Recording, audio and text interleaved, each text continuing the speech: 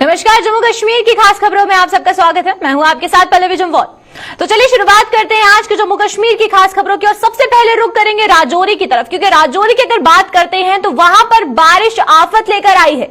तो वहीं पर अगर बात करें जम्मू कश्मीर में मानसून की बारिश राहत के साथ आफत लेकर आई है और राजौरी में सेना की यूनिट के दीवार गिरने से सफाई कर्मचारी की मौके पर ही मौत हो गई है और दीवार के मलबे के नीचे दबने से स्थायी कर्मचारी ने अपनी जान गंवा दी है। ये जो पूरा मामला है ये हम आपको राजौरी का बता रहे हैं, जहां पर मानसून की बारिश लोगों के लिए अब आफत साबित हो रही है। और उसी के साथ अगर राजौरी की यूनिट की बात करते तो वहां पर सेना की यूनिट की दीवार गिरने की वजह से जो सफाई कर्मचारी है उसकी मौत हो गई है और दीवार के मलबे के नीचे दबने से स्थायी कर्मचारी की जो मौत है वो हो गई है। और ये जो पूरा मामला है ये हम आपको राजौरी का बता रहे हैं, क्योंकि मानसून की बारिश की अगर बात करते हैं तो ऑरेंज अलर्ट जम्मू कश्मीर में जारी हो गया था और कहा जा रहा था कि जो 2-3 दिनों में बारिश होगी ये काफी ज्यादा मुसीबत लेकर आएगी और वैसा ही देखने को मिल रहा है हमें राजौरी से भी, जहां पर अब मानसून की बारिश से परेशानियां लोगों की बढ़ने लगी है और उसी के चलते एक स्थायी कर्मचारी की मौत भी हो गई है। जिस तरीके से आप तस्वीरों में देख सकते हैं साफ की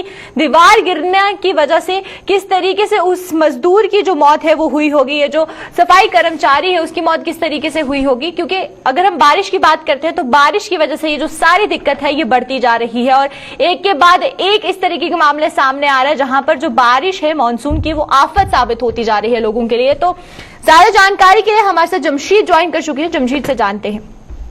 जमशीद, पहले मैं आपसे ये जानना चाहूंगी कि अगर हम बात करते हैं उस कर्मचारी की जिसकी मौत हो चुकी है उसको लेकर क्या कुछ आगे कदम उठाए जा रहे हैं, क्या कंपनसेशन उनकी फैमिली को दिया जाएगा या फिर जो उसकी पहचान है वो क्या बताई जा रही है?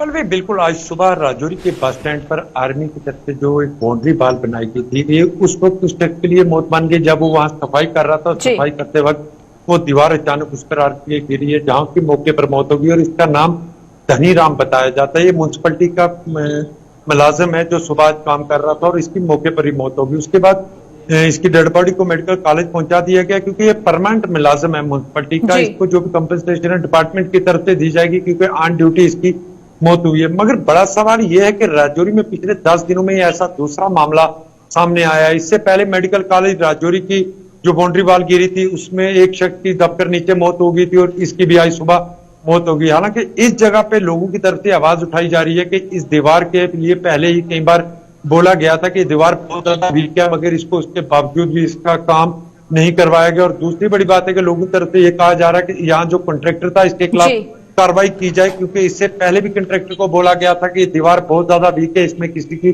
जान जा सकती है और जान चली भी गई। इससे पहले भी एक बार ये दीवार गिर चुकी है जिसमें 2 से 3 गाड़ियों को काफी नुकसान पहुंचा था, मगर आज दीवार ने एक शख्स की जान ले ली है जो एक सफाई कर्मचारी था जो सुबह काम कर रहा था तकरीबन 8 बजे के आसपास, और उसी वक्त वो दीवार इस पे गिरी है। क्योंकि पिछले 2 दिनों से लगातार राजौरी पुंछ में बारिशों का सिलसिला भी देखने को मिल रहा है, उसके कारण ये दीवार पहले ही वीक थी जिस कारण आज ये दीवार गिर पड़ी। जी बलवी, देखिए जमशीद, हम बात करें जहां पर जम्मू कश्मीर में ऑरेंज अलर्ट जारी किया गया है, ये कहा गया है कि आने वाले 2-3 दिनों में जो बारिश होगी उससे काफी ज्यादा नुकसान होगा। उस बीच सड़कों की बुरी हालत है, लेकिन ये जिस तरीके के मामले सामने आ रहे हैं कि दीवार गिर रही है, जिस तरीके से आपने बताया कि हॉस्पिटल की दीवार गिरी और अब जो है सेना की यूनिट की दीवार गिरती हुई नजर आ रही है, तो इसका इन पूरे मामलों में जिम्मेदार किसको ठहराया जाएगा? क्योंकि सबसे ज्यादा नुकसान जो है वो उन छोटे कर्मचारियों को हो रहा है जो जैसे सफाई कर्मचारी की बात करते हैं या फिर वो मजदूर जो सड़कों पर काम करते हैं। तो इस पूरी जिम्मेदारी, ये जो पूरी की पूरी घटना हुई है, इसका जिम्मेदार कौन होगा?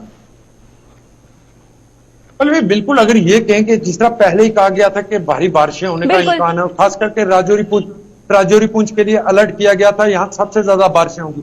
मगर जितनी बारिशें राजौरी पुंछ के लिए बोला गया था उतनी बारिश राजौरी में देखने को नहीं मिली। उसके बावजूद भी इस तरह की दीवारें गिरने का मामला जो सामने आ रहा है, इस पे जरूर इंक्वायरी का विषय होना चाहिए। क्योंकि अगर जिस तरह का बताया गया था कि बारिशें होंगी, अगर उस हद की बारिशें होती तो फिर क्या मंजर होता, ये बिल्कुल अलग बात है। क्योंकि अभी इतनी बारिश नहीं हुई जितनी बताई गई थी, मगर उसके बावजूद भी 2 लोगों ने अपनी जान गंवाई है पिछले 10 दिनों में सिर्फ दीवारों गिरने से। अगर ज्यादा बारिशें होती क्या इसका अंजाम होता, ये विषय जरूर है, इसकी इंक्वायरी करवानी चाहिए कि किस तरह ये दीवारें गिर रही हैं जो लोगों की जानें ले रही हैं। क्योंकि मेडिकल कॉलेज की दीवार की अगर हम बात करें तो उसको बने हुए कुछ ही महीने अभी बीते थे, तो वो दीवार गिरकर उसके नीचे एक बंदे की मौत होती है। यहाँ सुबह सफाई कर्मचारी काम कर रहा है बस स्टैंड के ऊपर, उसके ऊपर आके एक दीवार गिरती है, उसकी मौत होती है। दीवारें गिरने का ये सिलसिला, ये जरूर इंक्वायरी का विषय है, क्योंकि इस पे इंक्वायरी होनी चाहिए कि क्यों आखिर ये दीवारें इतनी मामूली सी बारिश के साथ गिर गई। हालांकि जितनी बारिशें बताई गई थी, अगर उतनी बारिशें होती तो फिर इसका मंजर कुछ अलग ही नजर आता राजौरी में, क्योंकि जिस तरह बारिशों का हो रही है अभी भी, आज भी मौसम जरूर खराब जरूर है, बादल छाए हुए हैं, मगर जिस तरह का बताया गया था कि भारी बारिश होगी, नदी नालों में पानी होगा, इस वक्त हम एक नदी के बिल्कुल किनारे पे खड़े हैं। इसके पीछे का मंदिर भी हम आपको दिखा सकते हैं कि बिल्कुल जैसे रूटीन में पानी नदी में होता है उसी तरह का पानी है, ना नदियों में ज्यादा पानी बढ़ा है। हालांकि ये जरूर कह सकते हैं कि मेंढर में बहुत ज्यादा बारिश हुई, जहां मार्केट में लोगों को काफी नुकसान पहुंचा, खास करके व्यापारियों को जिनकी दुकानों के अंदर पानी चला गया, क्योंकि वहां ड्रेन सिस्टम का निजाम बहुत बुरी तरह बना हुआ। क्योंकि मेंढर एक ऐसी जगह है पुंछ डिस्ट्रिक्ट में जो बहुत पुरानी तहसील होने के बावजूद भी आज तक उसको म्युनिसिपलिटी नहीं बनाया गया, जिस कारण वहां के लोगों की तरफ से मांग की जा रही।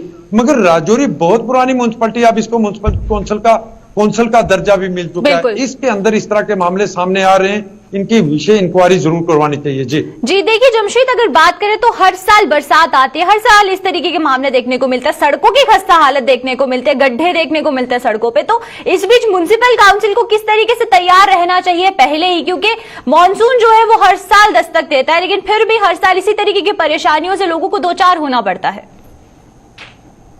पर भी म्युनिसिपलिटी की जहां तक बात करें तो म्युनिसिपलिटी के अंदर आने वाले इलाकों में रोडें जितनी खराब नहीं है जितनी म्युनिसिपलिटी से बाहर निकलकर खराब देखने को मिलती हैं, क्योंकि म्युनिसिपलिटी कौंसिल बनने के बाद यहाँ काफी डेवलपमेंट के काम भी देखने को मिले।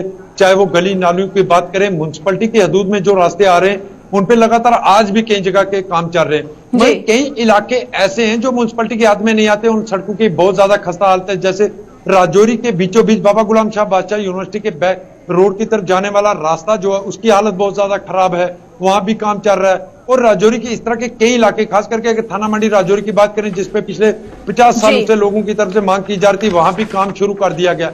मगर राजौरी के कोटरंका से लेकर खवास तक रोड है कि जो 1970 में बनाई गई थी, जिसको आज तक ब्लैक टॉप नहीं किया गया। ब्लैक टॉप ना होने की वजह से उसके वहां लोगों को काफी परेशानी हो रही है। ऐसे दूर दराज इलाके हैं जहां सड़कों की हालत बहुत ज्यादा खस्ता है। मगर जो ये दीवारें गिरने का मामला सामने आ रहा है, या राजौरी म्युनिसिपलिटी के अंदर आ रहा है, इसलिए प्रशासन को चाहिए कि इसकी इंक्वायरी करवाई जाए और क्यों ये दीवारें गिर रही हैं, ये एक बहुत बड़ा सवाल जरूर खड़ा करता है। जी चलिए, बहुत बहुत शुक्रिया जमशेद आपका हमारे साथ जुड़ने के लिए और तमाम जानकारी साझा करने के लिए। तो ये थे हमारे साथ हमारे संवाददाता जमशेद, जो कि राजौरी से जुड़े थे। और जिस तरीके से आप तस्वीरों में साफ देख सकते हैं कि दीवार गिरने की वजह से कितनी ज्यादा क्षति जो है वो पहुंची है, सड़क भी टूटी है, उससे एक कर्मचारी की मौत भी हो गई है मौके पर। तो यहाँ पर म्युनिसिपल काउंसिल किस तरीके से काम कर रहा है वो देखना यहाँ पर बहुत ही ज्यादा जरूरी है। और सामने जो पोल है वो खुलती हुई भी नजर आ रही है।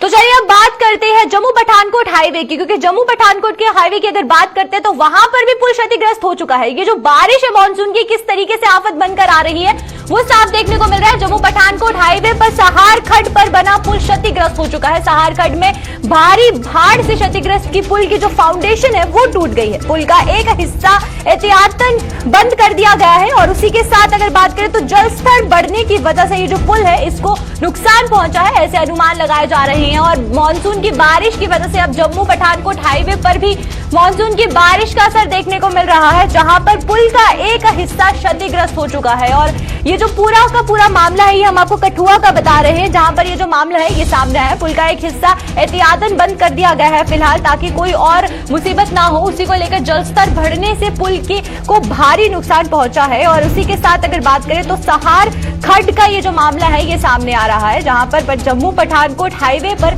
जो एक पुल है उसका हिस्सा क्षतिग्रस्त हो चुका है। और हम बात कर रहे हैं आपको कठुआ का ये पूरा मामला बता रहे हैं, क्योंकि बारिश की अगर बात करते हैं तो मानसून की बारिश, जहां हमने आपको पहले राजौरी की तस्वीरें दिखाई, वहीं अब हम आपको जम्मू पठानकोट हाईवे की तस्वीरें दिखा रहे हैं कि बारिश होने की वजह से जो वहां पर जल भराव हुआ, जल स्तर में जो बढ़ोतरी हुई, उसकी वजह से पुल को क्या नुकसान पहुंचा है आप साफ तस्वीरों में देख सकते हैं कि पुल किस तरीके से जो क्षतिग्रस्त है, एक हिस्सा उसका क्षतिग्रस्त हो चुका है। हालांकि दूसरे हिस्से को एहतियातन बंद कर दिया गया है ताकि आगे जाकर और नुकसान ना हो, लेकिन वहीं पर जलस्तर बढ़ने की वजह से ये जो पूरे का पूरा नुकसान है ये पुल को पहुंचा है। ज्यादा जानकारी के लिए हमारे साथ सरबजीत कठुआ से ज्वाइन कर चुके हैं, तो सरबजीत से जानते हैं।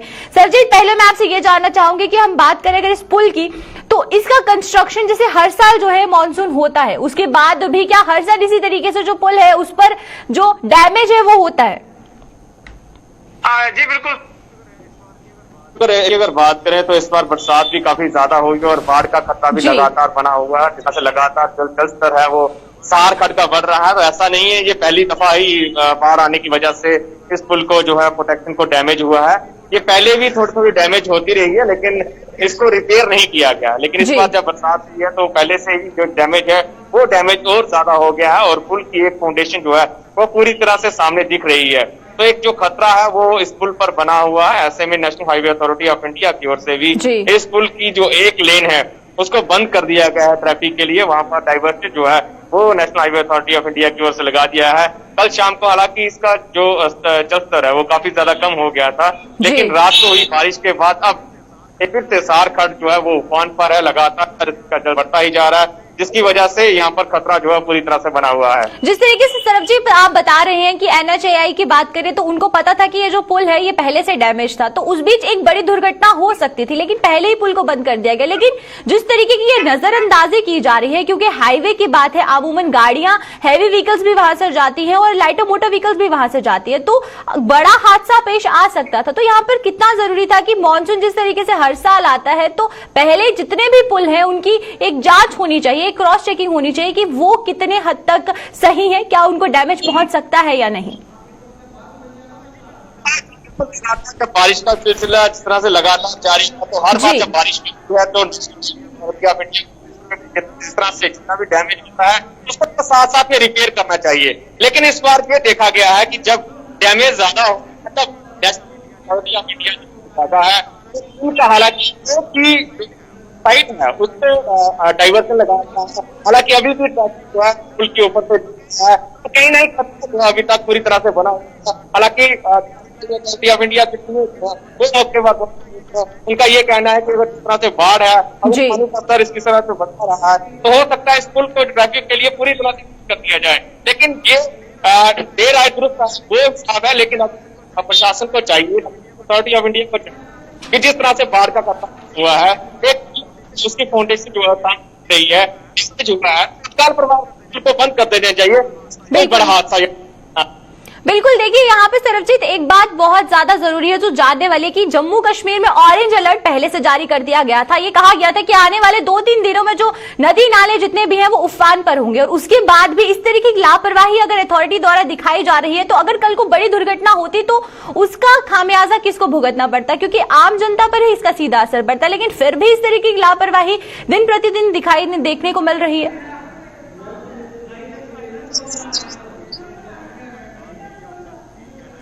जी पूरे नजर बनाए हुए हैं, जिस तरह से जल स्तर उसका बढ़ रहा है उस पर भी नजर बनाए हुए हैं।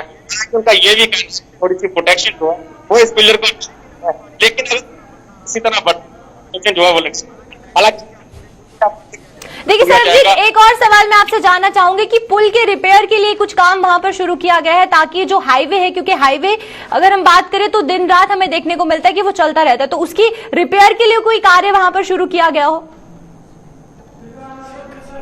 सामने आया है कि जिस तरह से जो national highway authority of India की ओर से ये सामने आया है कि जो पुल का एक पिलर जो जिसकी फाउंडेशन जो सामने दिख रही है तो उसके आगे कुछ क्रिकेट जो है वो बांधे गए हैं, तार के साथ पत्थर जो है वो वर्कर वहां पर रखे गए हैं। हालांकि जिस तरह से पानी का स्तर बढ़ रहा है, लगातार बारिश हो रही है, बाढ़ का खतरा बना हुआ है, तब देखना ये होगा कि जिस तरह से पानी का स्तर बढ़ रहा है क्या इस पुल को पूरी तरह से बंद किया जाएगा या सिर्फ एक ही लेन को डाइवर्सन जिस तरह से कल से किया गया है वही रखा जाएगा। जी चलिए, बहुत बहुत शुक्रिया सरबजीत आपका हमारे साथ जुड़ने के लिए और तमाम जानकारी साझा करने के लिए।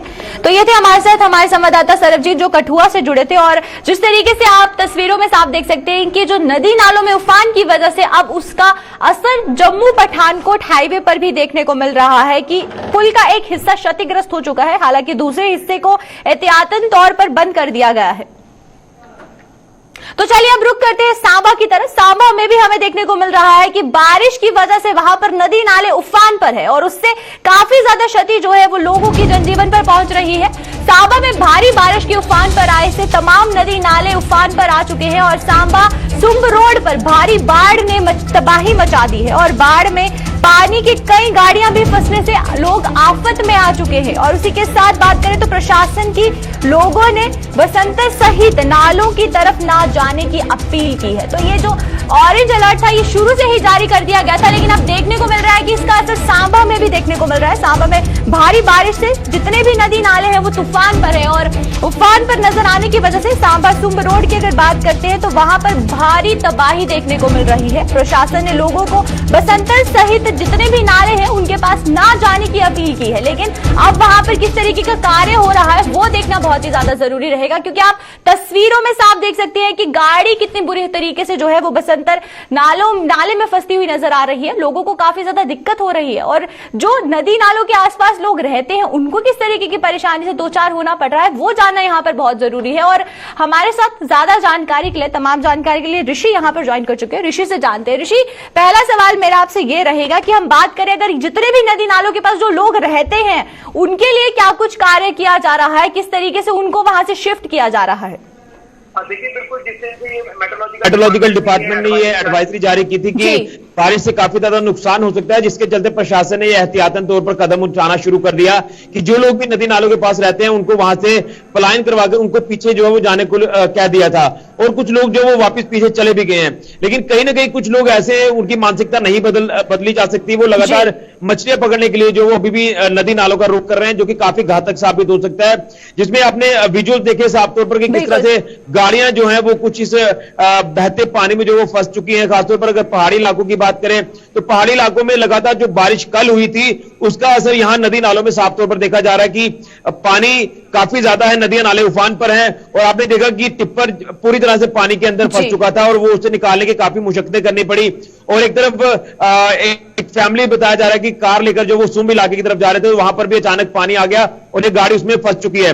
लेकिन सारे के सारे जो लोग हैं उस कार में सवार थे वो पूरी तरह से सेफ हैं। लेकिन अब बात आ जाती है कि जिस तरह से नदियां नाले उफान पर है, इसका नुकसान ये हो रहा है कि जो निचले इलाके हैं, जो निचले गांव है जो अंतर्राष्ट्रीय सीमा के साथ लगते हैं, जिसमें रामगढ़ सेक्टर का मैं जिक्र करूं तो वहां पर पहले ही बांध बनाने का प्रयास प्रशासन कर रहा था और वो बांध लगातार बनाया भी जा रहा है, क्योंकि वो बांध पहले टूट चुका था 5-6 दिन जो पहले बारिश आई थी। लेकिन अब जिस तरह से अलर्ट जारी कर दिया गया है तो प्रशासन ने ये जो सूचना जारी की है इसमें आम लोगों को ये बताया जा रहा है कि आप लोग सहयोग करें, आप लोग इन इलाकों में ना जाएं, क्योंकि लगातार जो जल स्तर है ये बढ़ता हुआ नजर आ रहा है। लेकिन अभी तक अगर बात करें तो जो सुबह से बारिश लगातार चल रही है, इस बारिश से जो बसंतर नदी का लेवल है वो इतना ज्यादा भी खतरे के निशान के ऊपर नहीं है। लेकिन फिर भी जो पिछला हिस्सा दरिया का आप कह सकते हैं कि यहां से दरिया शुरू होता है, वहां पर दायरा छोटा होने के कारण पानी का जो बहाव वो काफी ज्यादा तेज देखा जा रहा है और उसी के चलते गाड़ियां जो वो इसमें फंस चुकी है। और कई ऐसे छोटे छोटे गांव हैं, यहाँ पर कच्चे घर लोगों के जो है वो इस बारिश के चलते जो है वो काफी ज्यादा क्षतिग्रस्त भी हुए हैं। लेकिन ओवरऑल अगर स्थिति देखें तो कोई ज्यादा पैनिक नहीं है। लेकिन फिर भी प्रशासन ने कहा है कि 21 तारीख तक इस एडवाइजरी का आप लोग पालन करें अगर आपने सेफ रहना है, क्योंकि कहीं ना कहीं ये बारिश जो है वो काफी ज्यादा घातक साबित हो सकती है आने वाले कुछ घंटों के अंदर अंदर। जी ऋषि, मैं आपसे ये भी जानना चाहूंगी कि अगर बात करें रेस्क्यू की, जो लोग वहां पर फंसे हुए हैं, चाहे हम ट्रक की बात करें, विजुअल्स में देखने को मिल रहा है कि ट्रक भी फंसा हुआ है, गाड़ी भी वहां पर फंसी हुई है और जिस तरीके से आपने भी बताया कि बहुत से ऐसे घर हैं जो कि नाले के उफान की वजह से टूट चुके हैं, तो रेस्क्यू कार्य किस तरीके से वहां पर किया जा रहा है, लोगों को किस तरीके से वहां पर रेस्क्यू किया जा रहा है? देखिए, अभी रेस्क्यू को लेकर बात करें तो एनडीआरएफ और एसडीआरएफ की टीमों को स्टैंड बाय रखा गया है और अगर जरूरत पड़ती है तो उनको वहां पर उतारा जाएगा उन टीमों को। लेकिन फिलहाल ऐसा कोई ज्यादा नुकसान नहीं है। और खासतौर पर जो चेक डैम जिसको लेकर हमने पिछले दिनों में भी आपको अपडेट किया था कि वो चेक डैम में जो पानी का जलस्तर था वो काफी बड़ा था। पानी इसलिए बड़ा था क्योंकि जो डैम के शटर्स थे वो पूरी तरह से बंद थे और लोगों ने वहां पर विरोध भी जताया था कि आपको पता था कि अगर यहां पर बारिश आनी है, अलर्ट पहले जारी कर दिया गया था, तो क्यों इन शटर्स को नहीं खोला गया। जिसके चलते नुकसान ये हुआ कि लोगों के घरों में जाकर पानी घुसा, लोगों के खेत खलिहानों में पानी घुसा और कई ऐसी प्रोटेक्शन वॉल्स थी जो टूट गई और वो टूटने के कारण बिजली के खंभे वगैरह गिर चुके थे, तो वहां पर कोई और हादसा होने के भी चांसेस काफी ज्यादा बढ़ गए थे। लेकिन आज अगर चेक डैम को लेकर बात करें तो वहां पर अभी फिलहाल स्थिति सामान्य है, लेकिन धीरे धीरे वहां पर भी जो पानी का लेवल है वो बढ़ना शुरू हो चुका है, क्योंकि अब लगातार सुबह से जो बारिश है ये कॉन्टिन्यूसली हो रही है, कभी रुकती है, कभी बीच में बूंदाबांदी होती है, लेकिन फिलहाल बारिश लगातार जारी है और कहीं ऐसा ना हो कि आने वाले कुछ दिनों घंटों के अंदर अंदर यहाँ पर स्थिति जो वो पूरी तरह से बदल जाए, इसलिए एडवाइजरी लगातार इसलिए जारी की जा रही है प्रशासन की तरफ से कि आप लोग एहतियातन तौर पर घरों से बाहर ना निकलें, खासतौर पर वो लोग जो इन इलाकों में कुछ इस तरह का काम करने चले जाते हैं जिसमें मछली पकड़ने का काम करते हैं। जी चलिए, बहुत बहुत शुक्रिया ऋषि आपका हमारे साथ जुड़ने के लिए और तमाम जानकारी साझा करने के लिए। तो ये थे हमारे साथ हमारे संवाददाता ऋषि जो कि सांबा से जुड़े थे हमारे साथ, और ऋषि ने जिस तरीके से बताया कि अगर बात करें रेस्क्यू की तो उसको लेकर हमें एनडीआरएफ की और एसडीआरएफ की टीम जो है वो स्टैंड बाय पे तैयार कर दी गई है। आगे जाकर अगर कुछ भी इस तरीके की और घटनाएं होती हैं तो उसमें लोगों को कोई परेशानी ना हो उसके लिए तैयार कर दिया गया। तो बात करते हैं आरएसपुरा की। आरएसपुरा के मीरा साहिब में स्थित प्राइमरी हेल्थ सेंटर में बने वैक्सीनेशन सेंटर को लोग सवाल उठा रहे हैं उस पर, और लोगों ने कहा कि यहां पर कोविड वैक्सीन लगवाने आने वाले लोगों को कई दिक्कतों का सामना भी करना पड़ता है। इसके साथ ही उन्होंने सेंटर के स्वास्थ्य कर्मियों के प्रति भी नाराजगी जाहिर की है। लोगों ने कहा कि नाराजगी क्या कुछ उन्होंने कहा और कुछ, चलिए आइए आपको बताते हैं। वैक्सीन के बारे में ना तो कोई कंट्रोल है और ना ही आम आदमी बेचारे डेली चक्कर काट रहे हैं। मैसेज तो दिया है लेकिन ये बोलते हैं हमारे पास दवाई नहीं आई। अभी दवाई आई है तो इधर ना तो कोई कंट्रोल है ना स्टाफ टाइम पर आ रहा है। अभी देखो क्या टाइम हुआ है, जनता इधर खड़ी है, अभी तक कोई भी जो है डिस्पेंसरी गेट तक नहीं खुला।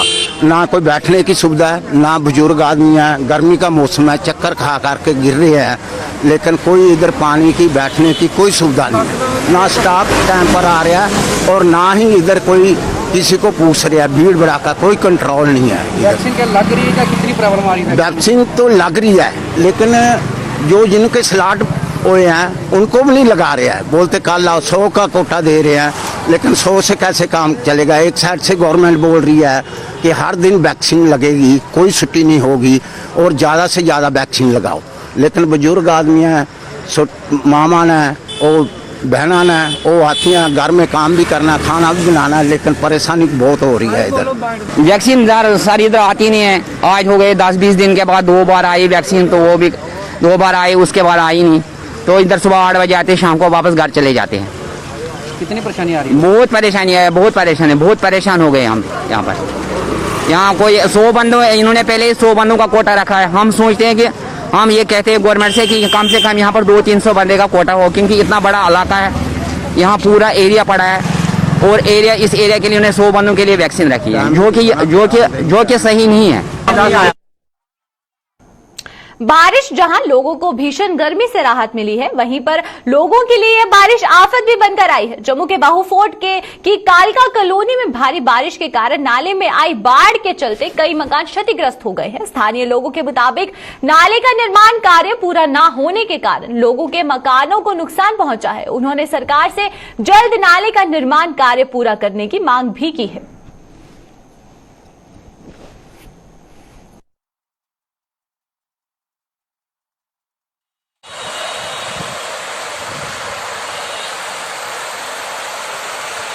जी प्रॉब्लम है ये, यहाँ पे 5 किलोमीटर तक पीछे नाला बना हुआ है। यो यहाँ से जो आधा किलोमीटर ये छोड़ दिया है और आधा नाला बीच से जो ठेकेदार था उन्होंने आधा नाला बीच से ब्लॉक करके और सारा पानी इधर आ रहा है, इस साइड में आ रहा है। और जो आप खुद ही देख रहे हो कि जितने 12-13 घर है, सभी हफ्ता पहले कोई 10 घर डैमेज हुए थे, अब 2-4 और हो रहे हैं। अभी यहाँ पे मारो वीडियो मारो, ये देखो यहाँ से, अभी यहाँ से भी 3-4 घर और चले जाएंगे। तो ये हमारी गवर्नमेंट से यही है कि जल्द से जल्द, चलो काम तो नहीं लगता, यहाँ पे क्रेट डाले जाएं। सर हम गवर्नमेंट से ये कहना चाहते हैं, जो पिछली बारिश हुई, पिछली बारिश में बहुत ज़्यादा नुकसान हुआ है। अभी सुबह जो इतनी तेज बारिश हुई है, उस बारिश की वजह से ये देखो आपके सामने कितना नुकसान हुआ है। हम गवर्नमेंट से ये अपील करते हैं कि जितनी जल्दी हो सके इस नाले का काम शुरू किया जाए, क्रेट डाला जाए, और गवर्नमेंट से हमें यही अपील है जितनी जल्दी हो सके नाले काम शुरू होते हैं। पहले काम लगा था, जो पीछे से नाला बनते आ रहा है, आधा नाला बन गया और आधा नाला इन्होंने छोड़ दिया। इस नाले वजह के छोड़ने की वजह से जो हमें ये दिक्कत का सामना करना पड़ रहा है। हम गवर्नमेंट से ये गुजारिश करेंगे कि जो है पीछे नाला छूटा हुआ है, नाला पूरा कंप्लीट किया जाए, जिससे अब जाकर सारे इसमें कोई 12-13 घर डैमेज हो चुके हैं। पिछले साल जो अगस्त में बारिश आई थी उसमें 5 घर डैमेज हुए थे और इस बार जो फ्लड आया इसमें 12 घर डैमेज हुए हैं। हम गवर्नमेंट के आगे यही अपील करेंगे कि जितनी जल्द हो सके हमारे नाले का काम शुरू किया जाए। मेंढर के लोगों ने उपराज्यपाल मनोज सिन्हा से मेंढर कस्बे को नगर पालिका का दर्जा दिए जाने की मांग की है। स्थानीय लोगों ने स्थानीय प्रशासन पर सवाल उठाते हुए कहा कि यहां पर जगह जगह कूड़े के ढेर लगे हुए हैं। नालियों में पड़ी गंदगी के कारण ये पानी जो है उसकी निकासी सही ढंग से नहीं हो पा रही है, जिसके कारण सारा पानी सड़कों पर बह रहा है। मेंढर शहर की सड़क लोगों के चलने के लायक नहीं है। यहाँ के लोगों ने बार बार पिछली सरकारों से मेंढर को नगर पालिका की श्रेणी में लाने की अपील भी की, लेकिन किसी भी सरकार ने इस सीमावर्ती क्षेत्र के लोगों की आवाज नहीं सुनी। उन्होंने उपराज्यपाल से मेंढर के नगर पालिका बनाए जाने की मांग की है। हमारा मुसलमानों का एक बड़ा त्यौहार आने वाला है 2 दिन में, क्योंकि लोग खरीदो फरोख्त के लिए आते हैं। जब मैंने देखा यहाँ पे हर दुकान के पास गंदगी पड़ी, हर नाली में गंदगी पड़ी। अभी भी तो मेरे सामने वो गंदगी का एक गोदाम पड़ा हुआ है, पता नहीं 20 साल से पड़ा है, 10 साल से पड़ा है। मैं इस बात से बड़ा परेशान हूँ। ऊपर से गवर्नमेंट कहती है कि हमने तो बहुत बड़ी सफाई रखी है। मेरे ख्याल में कोरोना तो सबसे ज़्यादा यही है मेंढर के अंदर, जो ये गंदगी पड़ी है। अब किस लिए लॉकडाउन लगा रहे हो? सबसे बीमारी यही है। आज भी तो मेरे ख्याल में लॉकडाउन होना चाहिए अगर यहाँ की सफाई नहीं है। मैं इंतज़ामिया से ये गुजारिश करूँगा, मैं डिस्ट्रिक्ट पहुँच अपने डिस्ट्रिक्ट डेवलपमेंट कमिश्नर साहब से भी गुजारिश करूंगा, मैं गवर्नर साहब से भी गुजारिश करूंगा कि मेंढर के अंदर बड़ा पुराना, ये मेरे ख्याल में 1947 से मेंढर का शहर जो है तहसील चल रही है। आज दिन तक देखो इसमें म्यूनसिपलिटी नहीं है। उसके बाद जो एरिया बना है, कोई शहर बना है, तो उसमें म्यूनसिपलिटी बन चुकी है। लेकिन मेंढर के अंदर आज दिन तक ये मेंढर में म्यूनसिपलिटी का कोई नामो निशान नहीं है। मेरी गुजारिश रहेगी उनसे कि सबसे पहले तो यहाँ ये मेंढर का शहर जो है ये म्यूनसिपलिटी में होना चाहिए। दूसरी बात ये मैं गुजारिश करूँगा मेंढर की एडमिनिस्ट्रेशन से, ज़रा देखो जनाब, आज कल त्यौहार है तो आज हमारे शहर की कितनी बड़ी खस्ता हालत है। शहर में साफ सफाई होनी चाहिए, दुकानों के पास गंदगी नहीं होनी चाहिए। इंतज़ामिया से ये गुजारिश करना चाहता हूँ कि मेंढर की तरफ तवज्जो दी जाए, इसको म्यूनसिपलिटी में लाया जाए। इससे जो बाहर तहसीलें बनी, मनकोट, सुरकोट लीजिए, रजौरी, मेंढर जो है ये शायद किसी लीडरों की वजह से, ये डिक्टेटरशिप होने की वजह से इसको म्यूनसिपलिटी में नहीं लाया गया है। मैं गवर्नर इंतज़ामिया से ये गुजारिश करना चाहता हूँ कि इतना पैसा आने की वजह से मेंढर की सफाई नहीं हो रही है, लिहाजा इसको म्यूनसिपलिटी में लाया जाए और यहाँ के ऑफिसरों को सख्ती से सख्त उस कटहरे में खड़ा किया जाए जहाँ से ये पता लग जाए कि इस आवाम को परेशान करने वाले कौन ऑफिसरान हैं, किन ऑफिसरों ने इसको लूट खसूट में इस मेंढर की सरजमीन को लिया है।